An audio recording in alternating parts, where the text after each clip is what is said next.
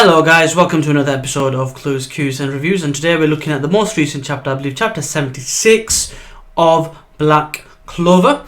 This video is dedicated to Leo, who pointed out the link at around about 11 or 12 at night. Unfortunately I wasn't able to do the video last night, but here we are. Also a dedication and a shout out to regular commenters on my videos, Jamal and Joshua Peters. Thank you very much.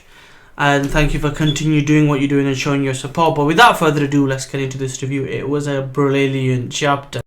So, point number one. This one's important, not necessarily for this direct chapter, but for what it potentially could lead to. And basically, it's about Finral and Yami. Yami basically blocked the hell out of him. He was tatting up the lady who was being Mac Daddy-o, and they basically scared him because Yami was behind Finral and he was not very happy.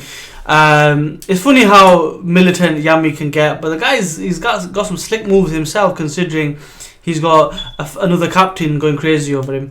Anyway, it's interesting to find out that he wants to get involved in the chapter. Interesting because what happens for the remainder of this chapter shows he isn't really needed. I believe this is set up for something more important to come. We will have to wait and see about that, but that's just point number one.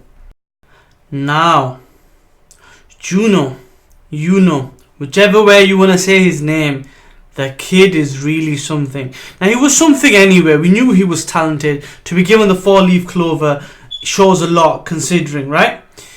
But to be able to go within a year from a pauper, a person who barely knows his magic, to one of the elites of the top guild or order of Clover Kingdom, and then to be able to handle a captain level opponent, Brockus, the Shining General, who's kind of earth and plant magic, and then to go beyond that with his sylph, who's adequately called Belle. Tinkerbell, she's a sylph, that's kind of the idea they're going with that. Reigas, who uses the electric magic, shot electric arrows to see if he could defend himself, and the citizen. His sylph got involved, created, I'm going to read this out because I couldn't remember off the top of my head, wind magic, white gale bow, a massive wind bow. He shoots arrow. Not only does he take out the arrows that were shot at him with the power of the sylph, he also damages the opponents even though they were behind the defense. So very potent magic there, very piercing and very damaging. Kind of reminds me of the Naruto days when Naruto was learning about wind magic, but a brilliant thing to see. Not because he's handling one general, he's handling two captain class generals. So that is an interesting point for number two. The kid's got it. The kid's doing some magical stuff here. I cannot wait to see how far he can go. And really at this point he's not far off captain level, if not captain level. Can he start an order of his own? Very much so. I had a conversation with one of the commenters. If you watched the last video, you'll see it in the comments below, where we discussed potentially him becoming a captain. Quite possibly that is the case, either if we start another order or if some of the captains die. Bearing in mind, one is now open, considering that guy got caught for being a scandalous little dude. But anyway, I digress. Point number two. Point number three, we find out a little bit more of the ability of the third general. The guy he's got his hair covered like a fringe and looks a bit of a crazy fellow. It uses a type of mucus that slows down the enemy, saps his energy, and eventually kills the enemy.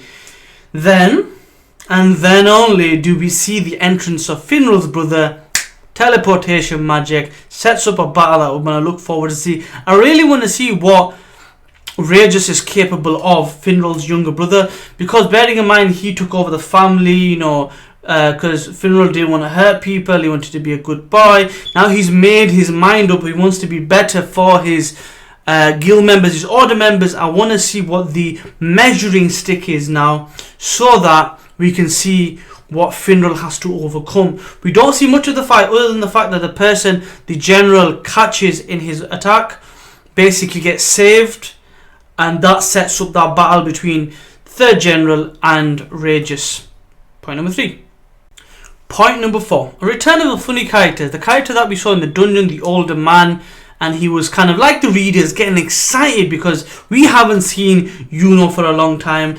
And neither has he. So from like a reader's point of view, through his character, the mangaka has shown his amazement of how much he has grown. But then that's when stuff gets crazy. You think to yourself, if Juno can take care of two generals, and if Reigas can take care of the third, what is the point of William? William's point is to show off this magic. And what magic it is, a tree type of development magic which saps the energy and the mana of people around it. He turns it into the magical tree Yggdrasil. For those who don't know, Yggdrasil is a tree, or Yggdrasil is a tree that's related to the Norse mythology, so Odin and people like that.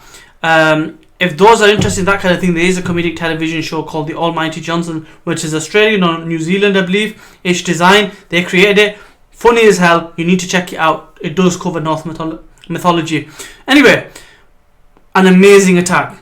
Only problem with it, collateral damage. So Juno is very known for protecting, and we saw that now. He's the quintessential good guy. Okay, he's genius boy, and you see him as the rival to the main character, but he's the quintessential good guy because he looks to protect people while looking cool. William is a shady asshole. Although he does well and he does everything for Clover Kingdom, so he says, there's collateral damage with that technique. How much collateral damage we don't know, but in the midst of war, if he had time to generate that tree, throw it in the middle of the army, absorb all their power, that would be amazing. Anyway, point number 4. Video's going on quite long. Let's get to point number 5, speculation. So, point number 5. The only way we could really redeem the Yggdrasil tree for having such collateral damage and damaging so many people is the potential to heal. So, in the Almighty Johnson's TV show, so I have to rub my eye, the ability of a branch of that is the ability to heal. So I'm guessing with absorbing all that mana, we can use that in a recuperative way and potentially heal those that have fallen, especially the defenses and the citizens of Clover Kingdom. I'm hoping that's the direction they go with that, purely because it's a good way for a potentially dangerous technique to have a positive outcome. That's number 1. Number 2. With the 3 generals really being taken care of by Juno and Reigas himself, what happens now? I mean, is this a distraction like the king, like the Sorcerer's Emperor's taught? Is there something going on? What is the purpose in Yami of all this? Now, again, it's something I discussed in a previous video. Why does he need to go there? And although he's opted to do that, he said he needs to do something. Is it to see William? I don't know. William seems busy right now. He's up to something. Is there something else going on? Hard to say. It could be anything. But I'm interested. I want to know what he's up to. He seems like a cool cat. He seems above board. But he is an interesting character because he's not from there. He works in a different way. He's from Japan, right? So that, well, they say Japan, the land of the rising sun. You kind of get, that's what they were hinting at when he talked about his past. Anyway, we want to know about that. How's Asta going to get involved in this? Is Asta just going to fanboy and get excited? I'm not quite sure. But it's a good thing for him to see because he'll get to experience war firsthand. He's been through battles, but now we'll get to experience war. I'm hoping there's a lot more to this arc. Is it a mini arc? We've had speculations again with Leo talking about this, but there's a chance for it to be a mini arc. Possibly, nothing's confirmed, but I hope it extends because I want to see how this can develop. Is this a distraction? What's plan B for the enemy? Is there a real reason for them to be there other than to kind of show Juno's and William's power maybe? Or, and this is a left field kind of thought, what if this was all set up by William to make him look good, to kind of show his capabilities, but do it in a way where he shows some of what he can do. Say, look, this is the danger I possess. Don't fuck with me. Sorry about the language, but do you get what I mean? There's something about William that's not quite right. You cannot really put your finger on it. He's meant to be dodgy, but then he's not. We thought he was a bad guy. He seems like a bad guy. Then the curveball was thrown somewhere else. There's definitely something there. We need to find out what that is. But in any case, that is the review. I hope you enjoyed the chapter. I hope you enjoyed the review. Give me a thumbs up. Let me know in the comment section below if any of the thoughts I've mentioned, any of the review, any of the points, any of the speculation makes any sense to you, or you've got a different thought. Let me know in the comment section below. And if you haven't already, please subscribe. I greatly appreciate that. Continue watching and I'll see you next time. Peace.